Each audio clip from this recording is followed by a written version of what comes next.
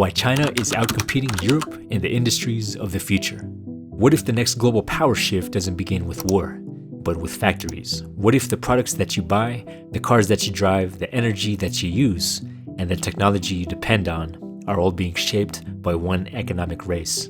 Right now, China is outcompeting Europe in industries that will define your future. If you want to understand where global power is heading next, you'll need to watch what happens now.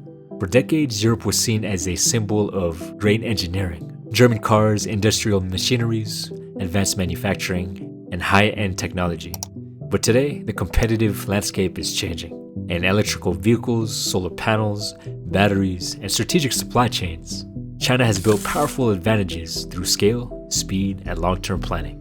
And that shift could affect more of your life than you think. Let's start with electric vehicles. China is the world's largest EV market and one of the biggest EV exporters. Companies like BYD have expanded rapidly by combining battery production, manufacturing scale, and aggressive pricing. Why does this matter to you?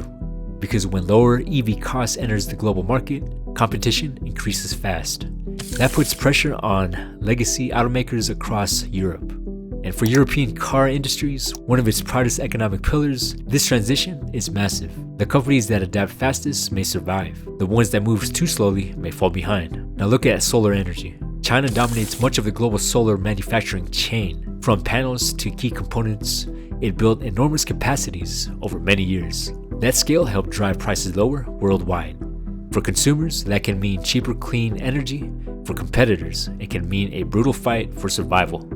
This is why Europe now faces a difficult balancing act. How do you support domestic industries while giving consumers affordable energy? That question is becoming more urgent every year. Then there's batteries. Batteries power EVs, energy storage systems, and the next generation of infrastructure. China invested heavily across battery supply chains, refining and manufacturing, and that created momentum. While others debated policy, China expanded production. While others moved carefully, China scaled globally. There's a lesson for you here too. In any competitive race, strategy matters, but execution matters even more. So why is Europe pushing back? Because when imports surge into strategic sectors, governments worry about manufacturing jobs, industrial independence, supply chain risks, and long-term competitiveness. And that's why tariffs, anti-subsidy probes, and industrial support policies are now growing all across Europe.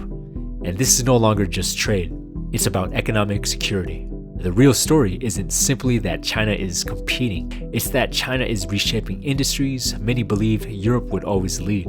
And as this race accelerates, the balance of economic powers may keep shifting east.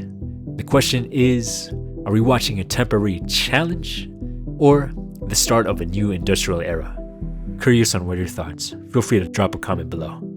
New to the channel, please be sure to hit like, subscribe, also hit that notification bell for more vlogs, and I'll see you in the next video. Peace.